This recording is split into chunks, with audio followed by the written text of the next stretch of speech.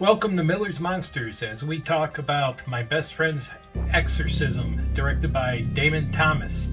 He's done some Killing Eve, which was a killer series, I heard. I haven't seen it yet.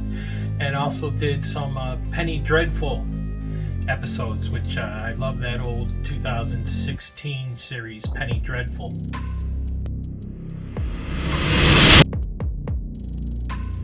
Main players in this are Abby and Gretchen, BFFs, and they've been friends for quite a while.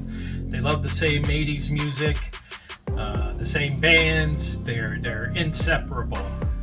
But alas, Gretchen, after the school year, is moving away from the neighborhood, which happens, and this is their last hurrah together at this school. Auxiliary friends are Margaret and Glee, and I say auxiliary friends because they're more friends with Gretchen than with Abby.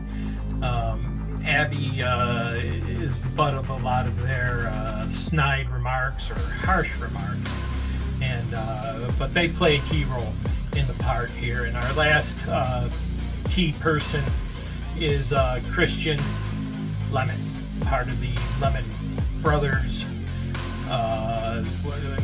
spirit group. You know how they had those weightlifters that would run through walls and that. Well, he was the youngest of one of those, and he plays a little later in this movie. Before I get on with the story, I just want to take 1 minute and ask you to hit that like button, hit that bell, hit that subscribe button. Don't miss any more reviews, upcoming features, and our tournaments to come. Also, at this time, I'd like to say, spoiler alert, danger, danger, danger, Will Robinson, danger. There are spoilers ahead, so if you don't want to hear them, I guess you're not going to be able to watch anymore, but maybe turn the volume down and just watch anyways. Okay, just to see my pretty face.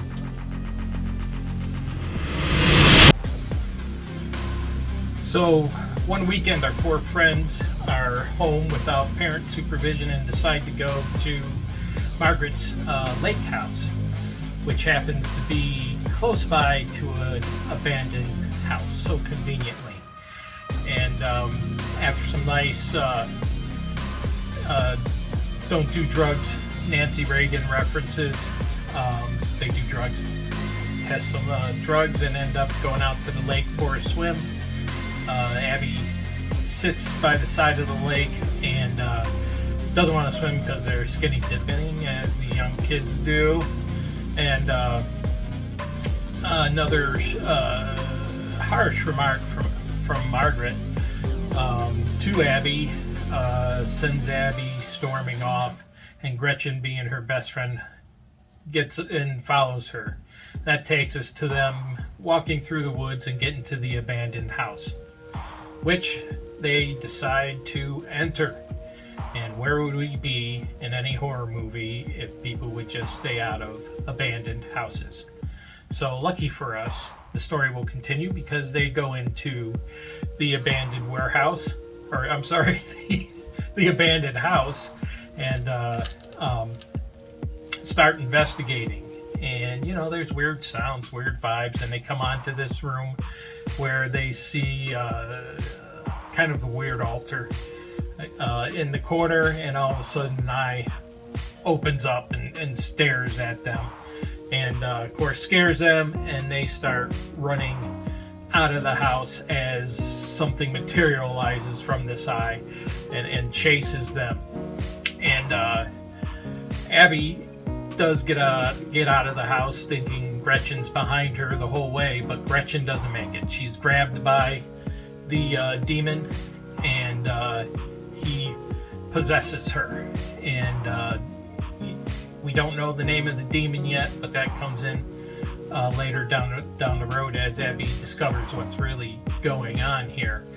But eventually Abby realizes she left without Gretchen, goes back, finds Gretchen, and Gretchen, is a mess, just been possessed by a demon unbeknownst to Abby, and they go home from there.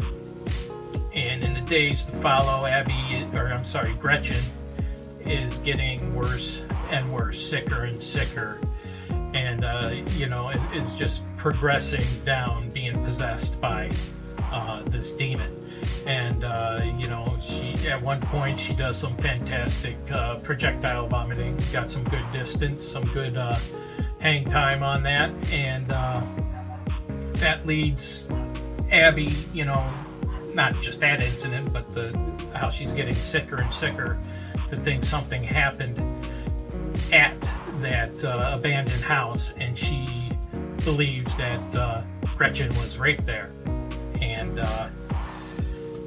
she struggles with what to do, but being Gretchen's best friend, she thinks it's best. She read an article, and I think it was Cosmo, which everybody did back then, in the 80s, and decides to tell the parents. And she goes in and talks to Gretchen's parents, who are more worried about their status in the neighborhood than their daughter's well-being, and throws Abby out and refuses to recognize the situation. And then Abby goes to the school, and they do the same thing. The school's more worried about their reputation and the fact that Abby took drugs, and trying to make sure she isn't the one passing drugs than what has happened, to Gretchen. And seemingly they don't notice that Gretchen isn't herself lately. So at this point now, the demon has taken more hold of Gretchen, and suddenly he's fully possessed her, and she starts feeling better and is dressing, sexy, the big hair back in the 80s and all that. And now the demon is going to isolate her so he can take full possession of her, and Gretchen would be gone then. So the first thing he sets out to do is to isolate Abby, and he does that quite efficiently through some off-color comments at a carnival, and other, ostracizing her from her friends, from her classmates, and that happens pretty fast. And they go to a Catholic school, and let me tell you, these girls are pretty mean to each other in this film, especially to Abby, who seems to be the outcast of the group, and how she, her struggle to survive just that situation is a very interesting part of this movie as well. And so finally, as things progress, Abby's seeing visions by the demon and getting more and more ostracized. Margaret, who has been trying to lose weight forever, is befriended by Gretchen, who just seems to know everybody's weaknesses, and says, hey, she's got this new diet for her, and gives her some powder, and she starts taking that. And then Glee, she talks into admitting to Margaret that she is gay, and Margaret laughs at her and rejects her. So now, the demon has done his job and broken everybody up, and pushed Gretchen far and far into isolation to where he can take hold. Not satisfied with that, he goes after Glee first, who has a peanut allergy, while she's consoling her after the rejection from Margaret, gives her a brownie that has peanuts in it and has hit her EpiPen. Thankfully, Abby comes to the rescue, and she's going to be all right. And then we get to Margaret, who the weight loss powder has really been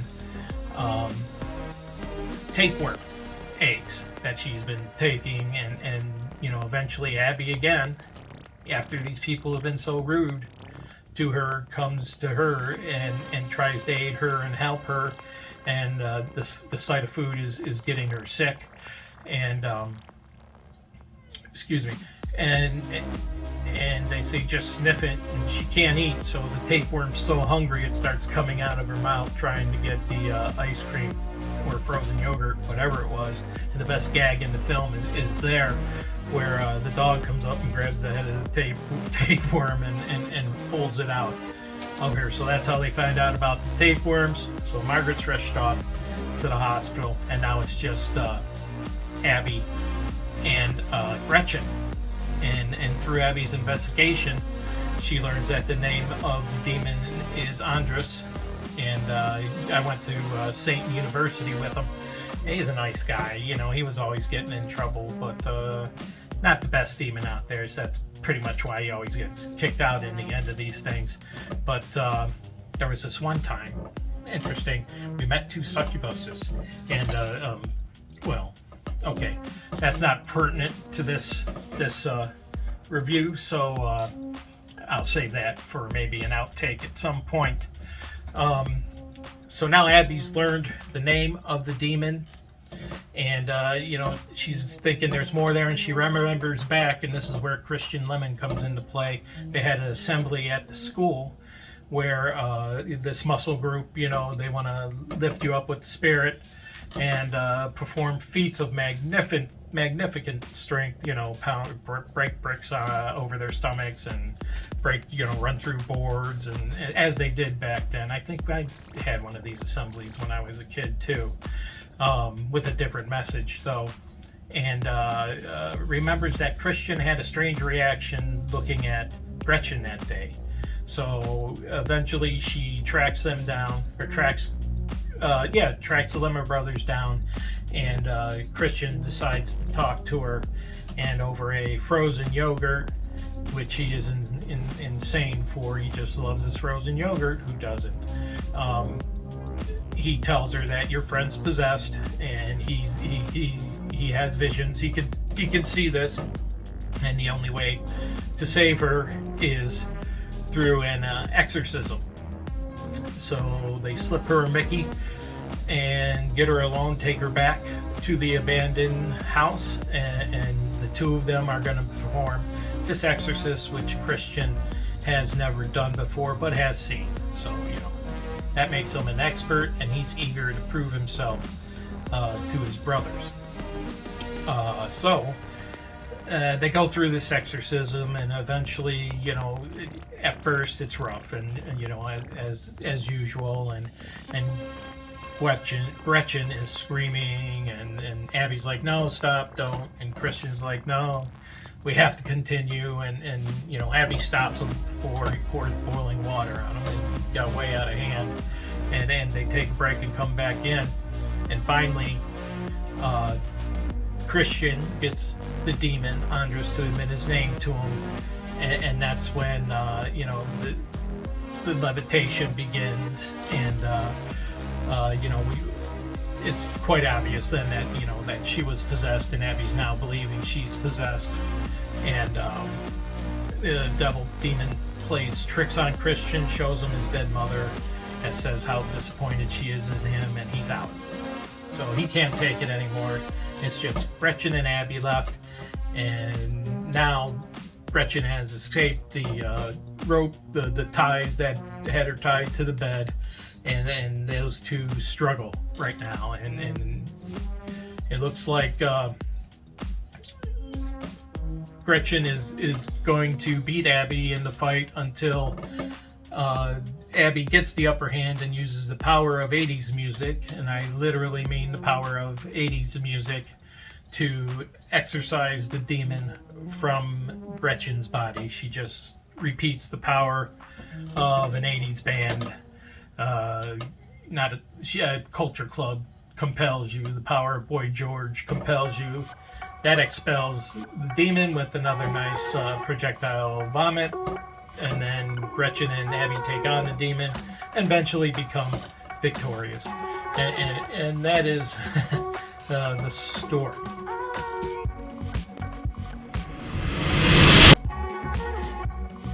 So I thought this was a good story. It's as much a story about, you know, having to exercise.